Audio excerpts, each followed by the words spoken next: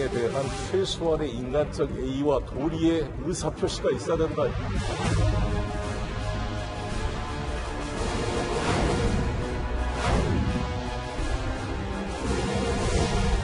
저는 지금까지 다른 분들이 어떤 행동이나 선택 그런 것에 따라서 저의 행동을 결정하지 않습니다. 한번 정한 그 방향에 대해서는 일관되게 제가 걸어가겠다고 분명히 말씀을 드렸고,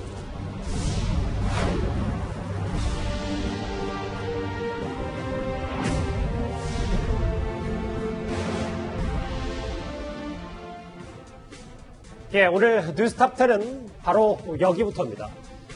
최재형 전 감사원장이 이준석 대표의 회동 직후 국민의힘에 전격적으로 입당을 했습니다.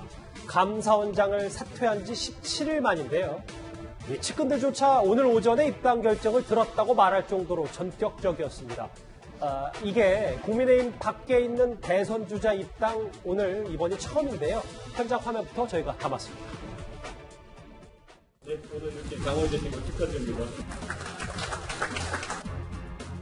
성당으로 입당하는데 이렇게 대표님과 함께 입당식에 참여해 주시고 축하해 주신 데 대해서 정말 뭐라 감사의 말씀을 드릴 수 없습니다. 제가 여러 당원 동지들과 함께 힘을 합쳐서 우리 국민의 수건인 정권 교체 나아가서 희망을 가지고 살 수 있는 나라 만드는 데 모든 것을 바치도록 노력하겠습니다. 오늘 이렇게 최재형 전 감사원장께서 우리 당에 참여해 주신 것은 다시 한번 진심으로 감사드릴 일입니다. 그리고 문재인 정부에 대해서 경종을 울리고 내년에 정권 교체를 이루는 과정 중에서 역할을 하시겠다고 선언하신 우리 최재형 당원님의 앞으로의 행보를 지켜보고 또 응원하겠습니다. 어떤 메시지를 드립니다.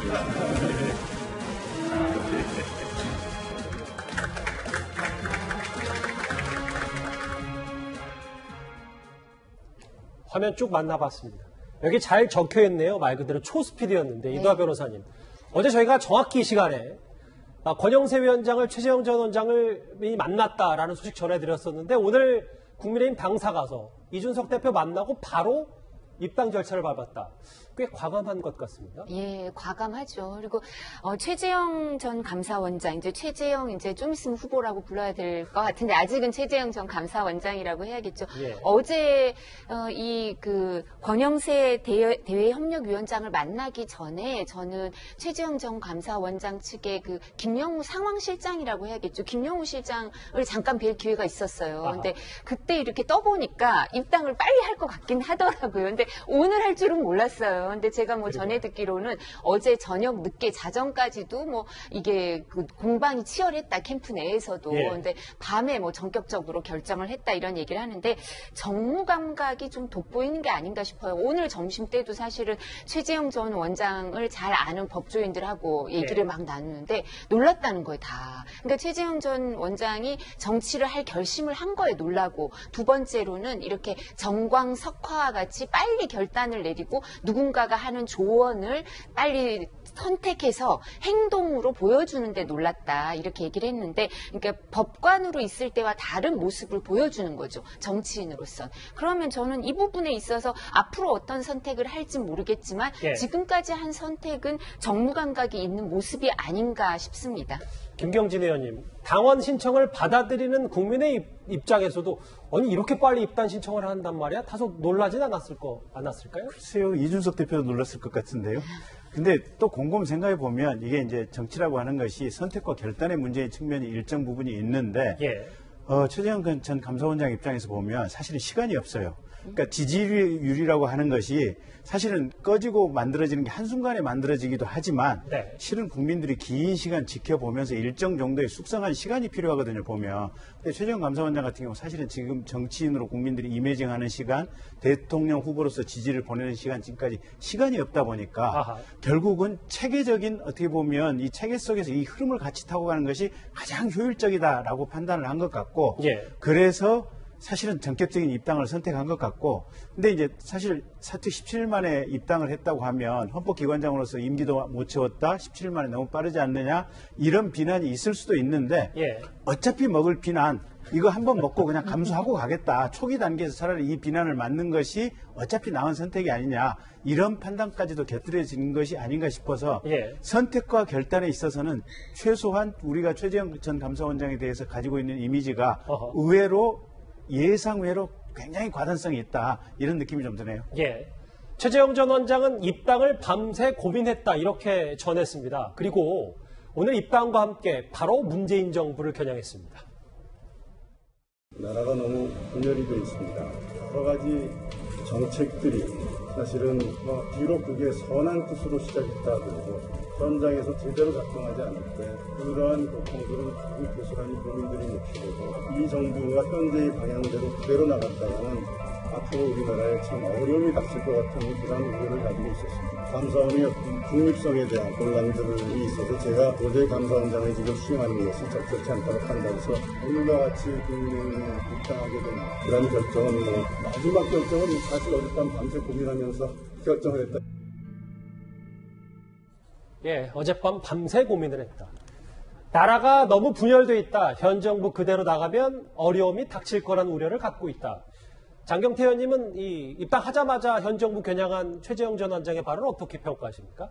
이제 청년팔이 할 때가 아니라 청년 사는 세상을 만들기 위해서 노력하셨으면 좋겠는데요. 본인께서 판사와 또 감사원장으로 재직하시면서 청년을 위한 어떤 노력을 하셨는지 그걸 좀 먼저 밝혀주셨으면 좋겠다 생각이 들고요. 아하. 저희가 사정기관, 권력기관이라고 하면 검찰, 국정원, 감사원 이렇게 정의할 수 있는데 사실 지금 검찰총장 출신, 감사원장 출신들이 모두 다 출마하다 보니까 세간에는 국정원장만 남은 거 아니냐 이런 얘기도 있습니다. 그만큼 박 전 원장이 출마하신답니까? 그렇게는 안 하시겠지만 그런 얘기도 있습니다만 어찌됐건 두 분이 여러 가지 일성이 있었습니다만 입당을 좀 급하게 한 부분 예를 들면 윤석열 전 총장과 캐릭터가 겹치지 않습니까? 차별화를 시도할 필요가 있었다고 봅니다. 사정기관 장인 것도 맞고요. 또 법조인이기도 한데 어찌됐건 이 좀 낮은 지지율과 인지도를 극복하기 위한 좀 발빠른 노력 아닌가 이렇게 생각이 듭니다. 예.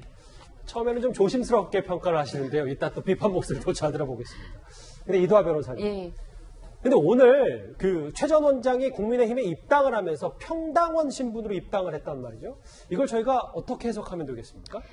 사실 평당원이든 아니든 그리고 또 평당원으로 입당했는데 이렇게까지 관심을 보인 건 아마 처음일 거예요. 이제 당원 입당에 있어서 이렇게 스포트라이트를 받은 게 처음일 거라고 아마 김기현 원내대표가 그런 말씀하시는 것 같던데 사실 이제 당에 들어와서 당에서도 대선 후보 등록을 따로 해요.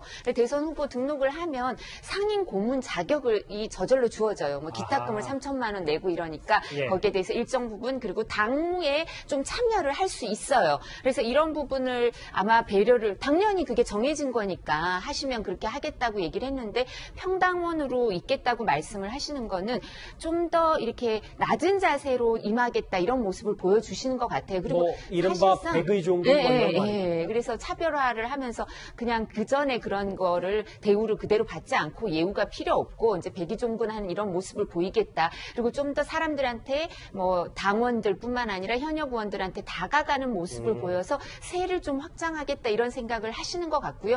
그리고 사실 상임 고문을 하신다고 해서 예우는 일정 부분 있다 하더라도 실권이 그렇게 있는 건 아니니까 이렇게 이미지 평당원으로 백의종군하겠다 이런 이미지가 더 참신하게 다가오는 게 아닐까 싶고요. 좀 전에 이제 국정원장 출마 얘기를 하시던데 제가 한마디만 아니 박지원 원장님은 출마가 문제가 아니라 사퇴를 고려하셔야 되지 않을까요? 그 아주 가까운 친족도 향정신성 의약품으로 재판도 받고 본인도 가짜 수산업자 관련해서 약간 구설에 오르시니까 알겠습니다. 그 부분을 고려하셔야지 출마를 고려하실 건 아닐 것 같습니다. 알겠습니다. 이 변호사님 논평 박지원 원장 거는 더 나가진 않겠습니다. 거기까지 하겠습니다. 평당원 입당도 사실 눈길을 끌었지만 입당 방식도 다소 새로웠습니다. 저희가 화면을 준비했습니다.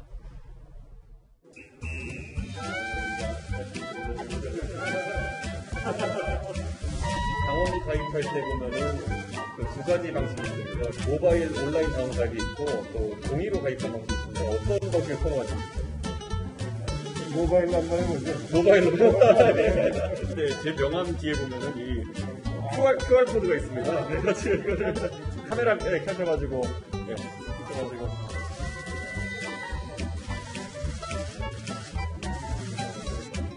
입당 신청이 완료되었습니다.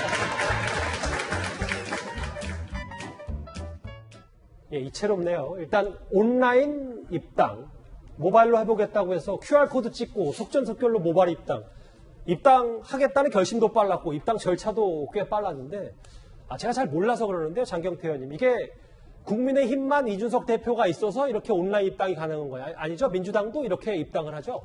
저희는 더불어민주당은 2015년에 온라인 입당을 시작했습니다. 그래서 많은 온라인 당원을 보유하고 있고요. 사실 이준석 대표님 같은 경우는 자전거만 타도 이슈가 되시는데 온라인 입당도 벌써 6년이나 지났음에도 불구하고 다시금 회자되는 게 참 신기하다는 생각이 들고요. 어찌됐건 이준석 연출의 최재형 출연이 어찌됐건 오늘 이슈는 좀 잡은 것 같습니다. 예.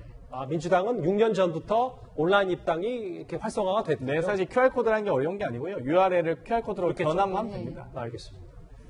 입당 방식 절차 오늘 많이 주목을 끌었습니다. 그런데 이 최재형 전 원장은 국민의힘 입당과 거리를 두는 듯한 윤 전 총장을 의식해서인지 왜 이렇게 입당을 서두르냐는 질문에 이렇게 최 전 원장 답을 했습니다. 정치를 시작하겠다고 마음먹은 이상 정치권 밖에서 비판적인 시각으로 바라보는 것보다는 정당에 들어가서 함께 정치를 변화시키는 주체가 되어야 된다는 것이 다른 생각이라고 판단을 했습니다. 그리고 무엇보다도 정권 교체를 이루는 그 중심은 역시 제1야당인 국민의 힘이 되어야 된다고 판단했습니다. 저는 지금까지 다른 분들의 어떤 행동이나 선택 그런 것에 따라서 저의 행보를 결정해 오지 않았습니다. 윤 전 총장과의 차별화 관련 발언을 들어봤고요. 제가 제 옆에 여론조사 결과가 하나 있는데 최근 조사입니다. 이재명 26, 윤석열 20, 이낙연 14. 최재형 전 원장이 약간 3%대 지금 대선 후보 선호도를 기록하고 있는데 김경진 의원님 이렇게 전광석과 같은 입당이 뭔가 좀 다소 후발주자인 이 최재형 원장 지지율에 반등을 좀 줄 수 있다고 보십니까? 일단 한 2주 정도 지켜봐야죠. 그러니까 첫째가 국민의힘 소속의 국회의원들이 어차피 이제 최재형 전 감사원장이 조만간 대선 예비후보 등록을 하지 않겠습니까? 그러면 이 예비후보 캠프에 국민의당의 현역 의원들이 보좌진을 얼마만큼 파견할 것이냐 이 부분을 좀 하나 유의 있게 좀 지켜봐야 될 것 같고요. 그다음에 두 번째는 어쨌든 국민의힘 내부 주자들 원희룡, 홍준표, 유승민 그리고 이제 최재형까지 같이 포함이 되게 됐는데 그렇겠죠. 이 네 분들 사이에 서열이 순서가 어떻게 될 것이냐. 경우에 따라서는 홍준표, 유승민 이런 분들이 그냥 사실은 굉장히 뭔가 이 날벼락을 맞을 수 있는 상황이고 또는 최재형 후보가 예비 후보가 거기서 치고 나가지 못하면 본인도 거기서 그냥 발목이 잡히고 정체돼 버릴 수도 있고 가능성은 무궁무진하거든요.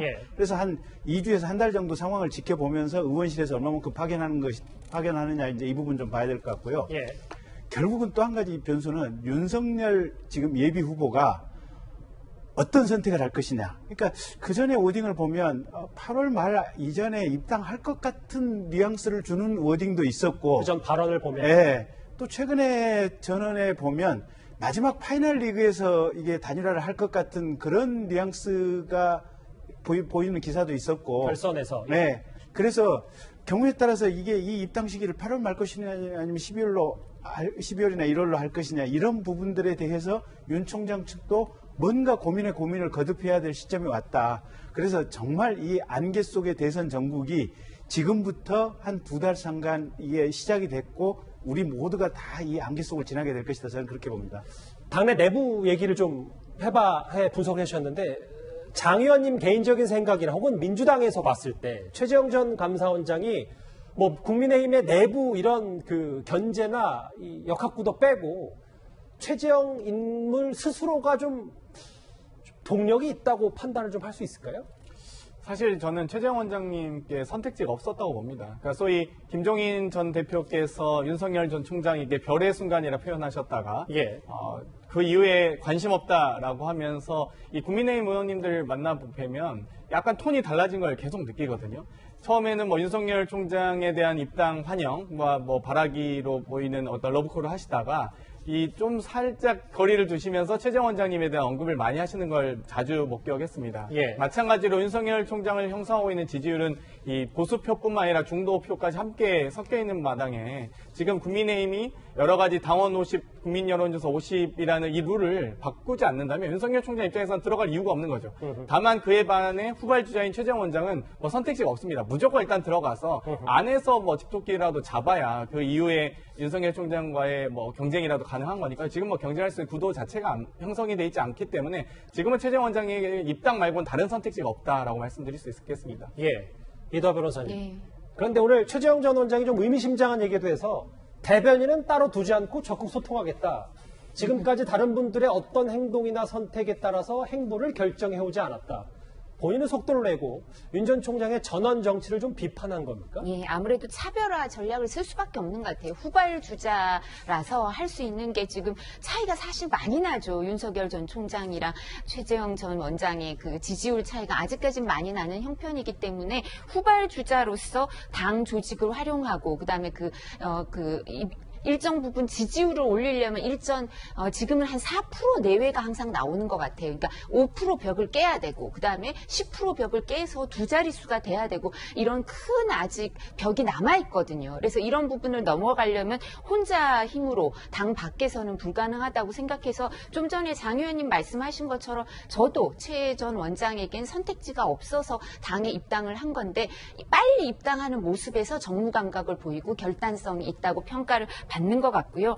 근데 사실 어려움이 또 어떤 게 있냐면 민주당하고 국민의힘이 당원 당규가 다른 부분이 있어요. 예. 민주당은 아마 내부 경선을 할 때도 그 현역 의원들이나 당협위원장들이 캠프에 갈 수가 있는 것 같아요. 그죠? 네. 근데 그러니까 국민의힘은 내부 경선에서 못 가요. 당협위원장이나 현역 의원들이 못 가서 이렇게 도와주는 게 아주 양성화해서 적극적으로 뭐 이렇게 파견을 하고 이런 게 쉽지 않아서 그런 어려움이 있어서 그거를 최재형 전 원장이 또 잘 돌파를 해 나가야 될 겁니다. 네. 근데 대변인을 안 두시겠다고 하셨는데 차별화 치고는 좋지 않은 포인트인 것 같아요. 제가 볼 때는 사람의 몸은 하나고 네. 사람이 가지고 있는 시간은 24시간밖에 없기 때문에 본인이 처리할 수 있는 용량이 현실적인 용량이 한계가 있을 거예요. 아하. 제가 보기에는 일주일 지나면 금방 후회하시고 아마 바꾸실 것 같아요. 지금이라도 빨리 바꾸시는 게 좋을 것 같아요. 대변인은 두는 게 예. 캠프 운영에 좋다. 네. 알겠습니다. 역할은 두고 아마 사람은 안 두고, 그러니까 사람은 두고 뭐 이 직책을 안 두겠죠. 네, 직책을 조금 다르게. 알겠습니다. 일단 사실상 김영우 전 의원을 상황실장 겸 대변인으로 두고 있기 때문에 이 말의 의미도 한번 저희가 잘 파악을 해보겠습니다.